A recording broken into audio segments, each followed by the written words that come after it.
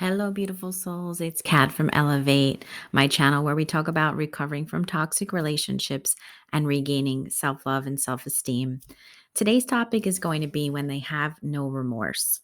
And it's about thinking of toxic people in a different type of way because they just don't think the same as we do. And I want to sort of go into that a little bit.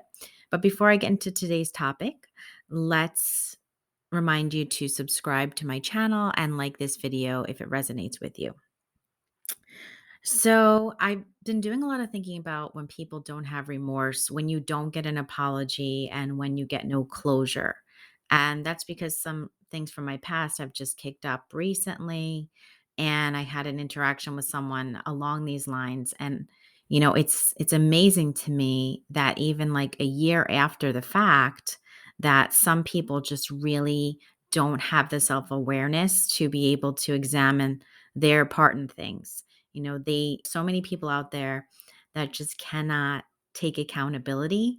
And this includes toxic people, it includes the people that enable them, it includes anyone who is colluding with this type of behavior and allowing it in any way without objection. So when we grow up and we're taught right from wrong, um, we may or may not have the best teachers. It depends on how you were brought up. Who were your parents?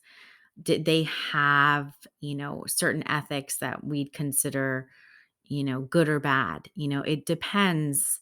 Were they, defective themselves in some way, like a deficiency with their ability to parent? Did they have mental illness or a personality disorder? So people grow up in all different types of ways. I think that being said, we can all agree for the most part, as you grow up, you're influenced not only by your family, but you're influenced by your school, by your teachers, by the people around you, by your religion, if you're a religious person.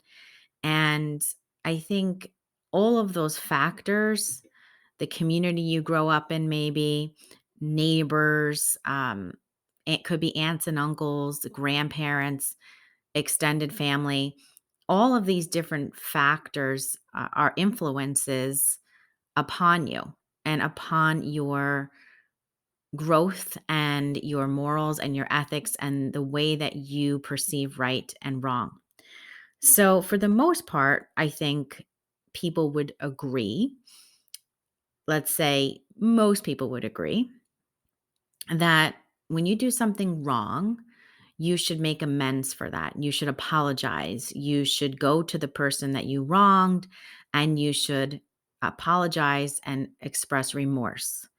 However, that doesn't always happen. And especially with people that have issues like toxic people who have personality disorders, cluster B, untreated mentally ill people, or even just people with just a bad character, um, or people living in denial. That's another one which I just covered in my other video. People living in denial are just like literally with blinders on. They do not want to see what's really going on. And, due to all of those things, people may not express remorse. People may not be able to self examine and have the self awareness to recognize that they were wrong, even though they were. There's so many psychological protection mechanisms at play. Like for narcissists, those people cannot experience their shame. They don't want to face shame. So, of course, they're going to not have remorse because they're not even willing to look at shame. And if they do get touched by it, if you even kind of do or say something that makes that pop up into their mind, they'll figure out a way to make you the bad person. They'll figure out a way to blame you, right? So it happens all the time with narcissists, and you'll see it like quite clearly how they can be wrong. They're doing something wrong, but somehow they've turned it around and made it your fault. And there's even, Darvo, right? Like that's what they say as far as like a technique that's used by these toxic people to turn things around on you. And I go into that in my course, The Toxic Heartbreak Remedy, in more detail.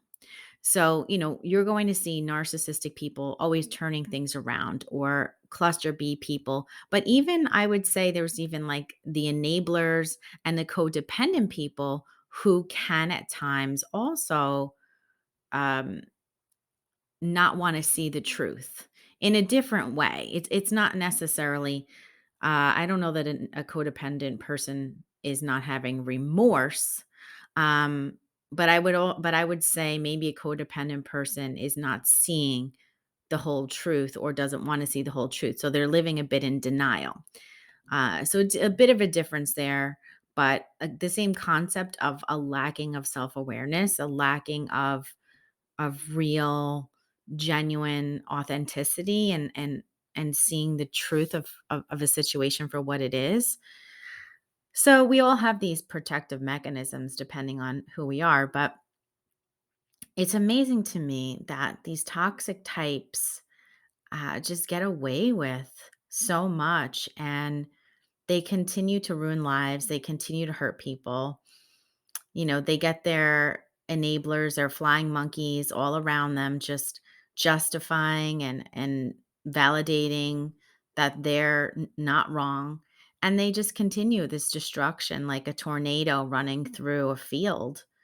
It's a shame that these people don't have remorse, but I think, we have to get to a place where we recognize that that's their deficit, like they're developmentally, emotionally, on a developmental level, that's their problem. They haven't been able to get to this place where they can have remorse. And some people will literally do anything they can to avoid taking accountability, and they'll never take accountability.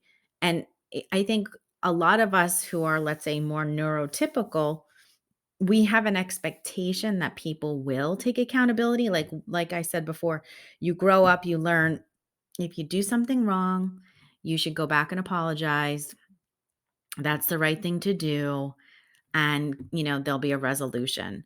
Unfortunately, with toxic people, they love not having resolution. They love leaving things open ended. They love not giving you what you want, let's say, and having no resolution to things, because I don't feel like they have the capability to really resolve things or make any kind of closure for people.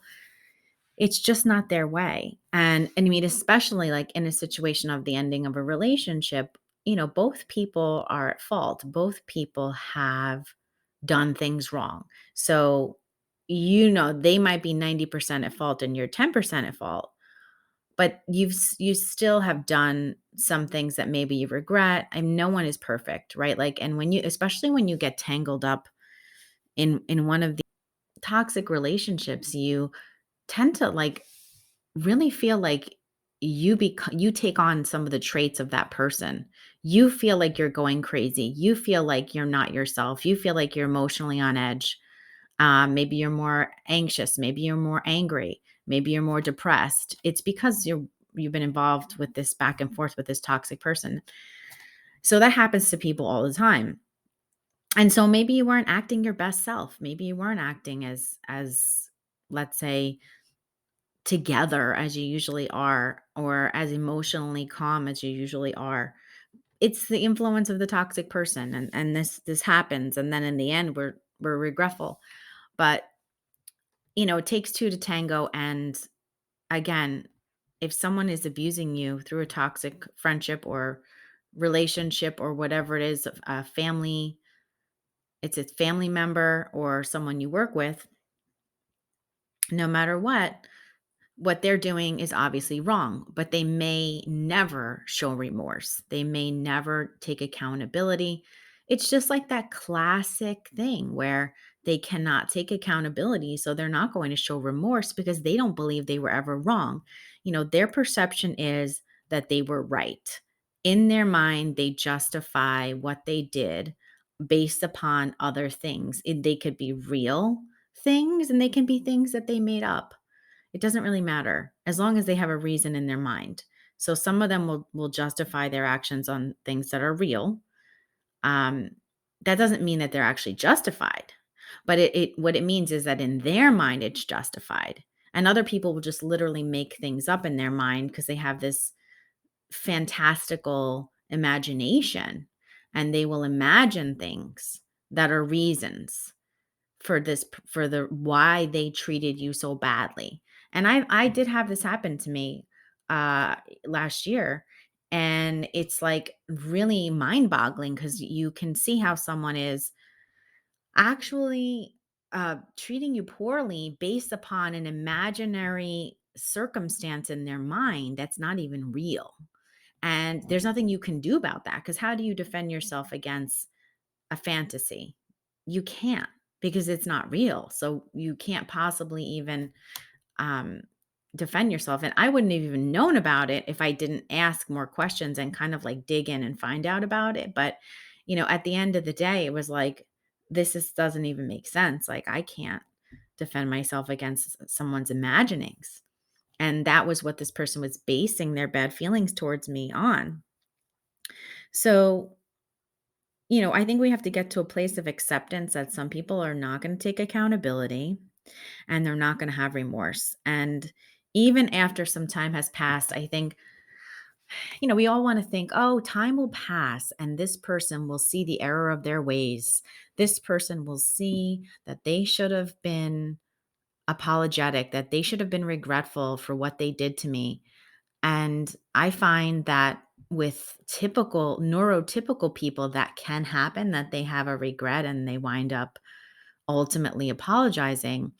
But with any of these toxic people, not going to happen. They just literally have their wires crossed in their mind and they do not see what they've done wrong. And whether that's due to like a chemical imbalance or it's due to trauma and they, whatever personality issues they have, who knows?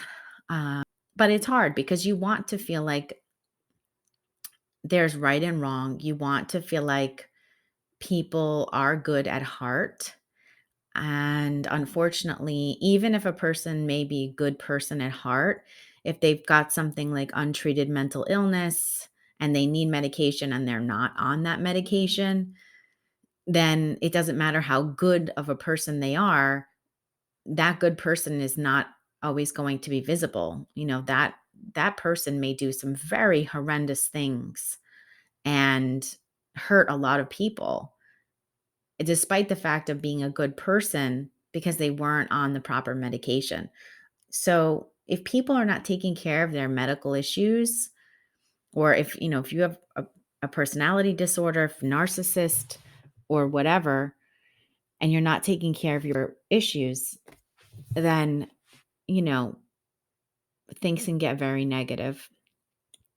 So, I just wanted to talk today a little bit about when they have no remorse. It's very painful. And you want to believe the best in people and you want to believe that people are good. But again, there can be so many things clouding their goodness, like untreated issues that they have that they're ignoring, which then obviously they self sabotage and wind up ruining their own life. But they really, in their mind, don't know that because they're not thinking clearly. They can't think clearly if they're mentally ill.